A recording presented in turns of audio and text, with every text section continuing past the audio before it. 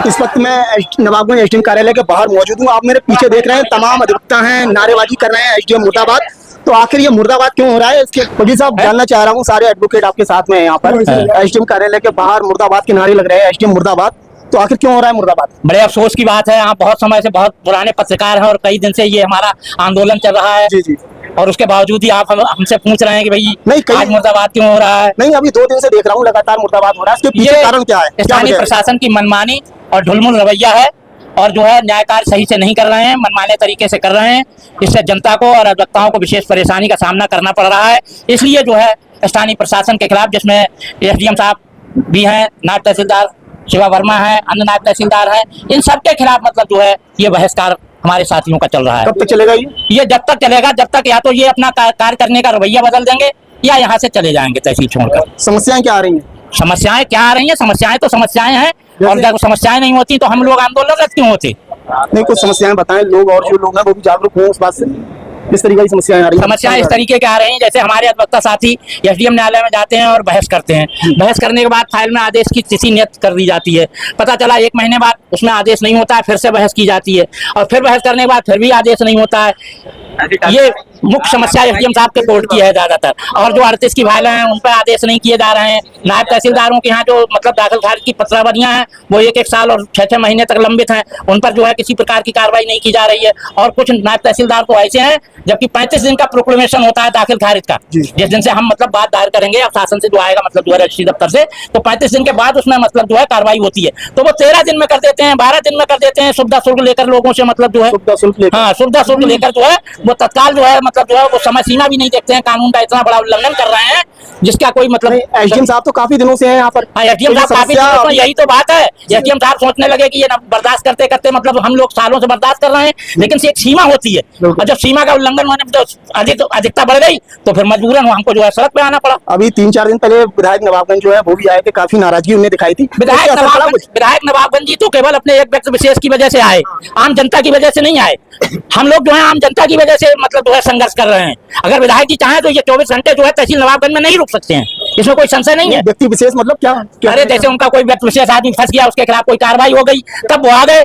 आम जनता पीड़ित हो रही है यहाँ पर, आम अधिवक्ता पीड़ित हो रहा है, तो उनके मतलब जो है कोई क्यों नहीं रेंग रही है। और आज भी कई दिन आंदोलन में हम लोग हो गए, लेकिन ना तो उन्होंने कभी प्रयास किया कि हम अपने साथियों से बात करें, अपनी स्थानीय जनता जो हमारे वोटर हैं इनसे बात करें कि भाई ये लोग क्या चाहते हैं, और मतलब जो है यहाँ कैसी मनमानी तहसील में भ्रष्टाचार और अराजकता फैली हुई है। वकील साहब क्या कहना चाहेंगे? चर्चाएं ये है कि नवाबगंज तहसील में काफी भ्रष्टाचार फैला हुआ है, कहाँ तक ठीक है? नहीं, ये बात बिल्कुल सही है, भ्रष्टाचार चरम सीमा पर है, और कई बार हमने एसडीएम साहब को बताया भी।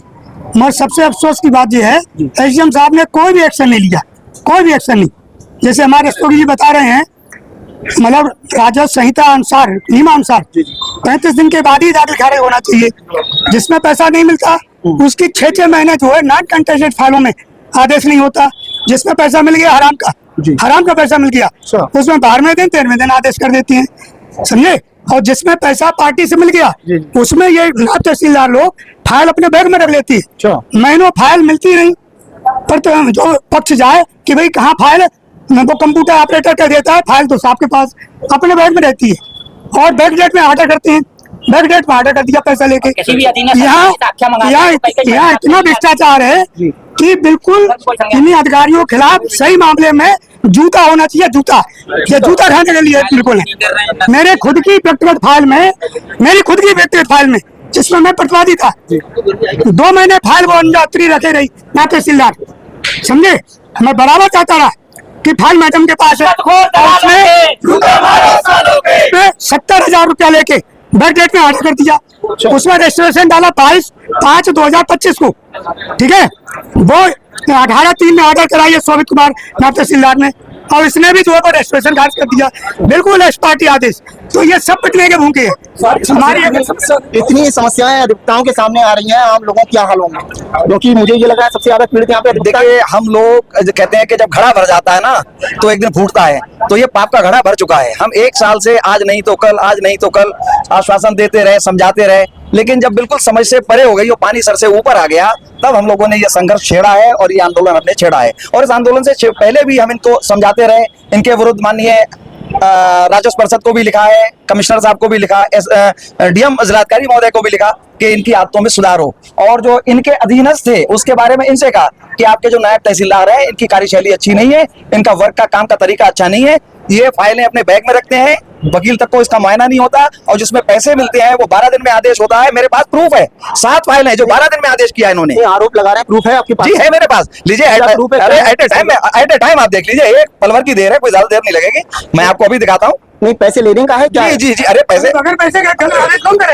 एक मिनट साहब, पैसे मुझसे मांगे हैं साहब, आपसे? मुझसे मांगे, मैं कसम खा के कहता हूं, मुझसे पैसे मांगे शिवा वर्मा ने कि अध्यक्ष जी पैसे दिलवाइए, दफ्तर का खर्चा कैसे चलेगा, ऐसे नहीं चलेगा। मुझसे मांगे, मेरे साथ 3 वकील और थे जिनके सामने इसने कहा है। ये चल रहा है जी, ये फाइलें गिन लो, कितनी कितनी फाइलें हैं, फाइलों के साथ पैसे ले लेना। जी जी जी, देखिए क्या क्या क्या कह रहे थे, फाइलें गिन लो, किस फाइलें कितने, इसके साथ फाइलों के साथ पैसे ले लेना, फाइलों के हिसाब से रिश्वत दो। हाँ, पेमेंट लेना। देखिए मान्यवर, आप जो ले रहे हैं, हमारे पास में इसमें है, बैनामे की तारीख है इसमें, विलेख संख्या 5705, दिनांक 15/5/26 है ना? जी जी, दिनांक 15/5/26 का बैनामा 15/5/26, और साहब आदेश की देख लेगा 27/5/26, 12 दिन के बाद आदेश।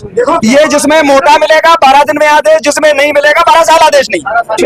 नियम ये है कि पैसे चलते पहले इसकी शिकायत एसडीएम महोदय से मैंने भी की, अध्यक्ष महोदय ने भी की। मैं क्या कर सकता हूँ, मैं क्या करूँ? जब तुम कुछ नहीं कर सकते क्यों बैठे हो यहाँ पर यार? ये कुर्सी है, तुम्हारा जनाजा तोड़िए जो उतर नहीं सकता, जाओ यार यहाँ से, कहीं और जाओ भाई। क्यों परेशान कर रहे हैं 200 वकीलों को और पूरी जनता को तहसील की? कब तक प्रयास करेंगे आप? जब तक सुधार नहीं, जब तक ये नहीं जाएंगे, प्रयास करेंगे। जब तक समाधान नहीं तब तक संघर्ष जारी रहे। लगातार नारेबाजी होगी, मुर्दाबाद नारेबाजी होगी, जो ये तो एक सप्ताह तक होगी, उसके बाद दूसरा जो जरूरी होगा दूसरी रूपरेखा बनाई जाएगी। ये हमारी सदन की जो मीटिंग हुई थी उसमें 1 हफ्ते के लिए हुआ था कि ये क्रम रहेगा, और संभवतः वो शुक्रवार को समाप्त हो रहा है। शुक्रवार को दोबारा सदन की मीटिंग होगी और पूरी कमेटी से, सर्वसम्मति से जो पारित होगा, इनके खिलाफ क्या एक्शन होगा, इनका जनाजा निकाला जाए, इनका पुतला फूका जाए, पुतले के जूते मारे जाएं, घेराव किया जाए, जो भी कार्य हुआ, जो मुर्दाबाद वाला जो कार्यक्रम है आगे रहेगा। ये 1 हफ्ते तक है, इसके आगे क्या होगा वो तय होगी रणनीति। 1 हफ्ते में अगर नहीं सुधरते हैं तो उसके बाद हमारी कमेटी तय करेगी, इसके बाद क्या करेंगे वही करेंगे। और ये जनता के लिए हम लड़ रहे हैं, मतलब जो जन्म प्रमाण पत्र ये आदेश करते हैं, वहां से रिपोर्ट आ जाती है सही, उसके बाद भी ये आदेश नहीं करते कि जारी किया जाए, केवल उसमें आदेश करते हैं जो इसमें ना कुछ ना मिल जाए। बहुत कठिनाइयां पड़ी है, जन्म प्रमाण पत्र में धारा 38 के साहब, एक चीज और है, प्राइवेट कर्मचारी यहाँ पर ऑफिशियल काम करना है, आपकी जानकारी में होगा। प्राइवेट कर्मचारी तो काम करते हैं, ये लोग तो कुछ करते ही नहीं है, ये तो पैसा उन्हीं द्वारा मतलब उड़ाते हैं और मस्ती मार रहे हैं, मतलब जो है जो सरकारी कर्मचारी वो बैठे हैं, उनके जो कर्मचारी है प्राइवेट लगे हुए हैं। आपको प्राइवेट कर्मचारी जो कोई विरोध प्राइवेट कर्मचारी हो या सरकारी कर्मचारी हो, नायब तहसीलदार हो या कोई हो, इन सबका मुखिया जो है वो एसडीएम नवाबगंज है। और जब घर का मुखिया बिगड़ा हुआ होता है, घर का मुखिया कमीन होता है, तो घर के और जितने भी बच्चे हैं वहां कमीन हो जाते हैं। क्योंकि अंकुश नहीं है, जब इनका अंकुश होता तो सबॉर्डिनेट इनके सही होते, जब सबॉर्डिनेट सही होते तो प्राइवेट सही होते। कोई भी लेखपाल हो, लेखपाल संबंधित कोई काम हो, इनके पास जाओ तो लेखपाल इनकी सुनता ही नहीं। पट्टी तूदाबंदी के लिए 3 बार इनसे संपर्क किया, एसडीएम के बाद पट्टी तूदाबंदी का आदेश हुआ सचिन जी तो 2-3 महीने पहले, अब तक पैमाइश नहीं हुई। 4 बार इनसे संपर्क किया, इनने फोन भी किया, लेकिन आज तक पैमाइश नहीं हुई।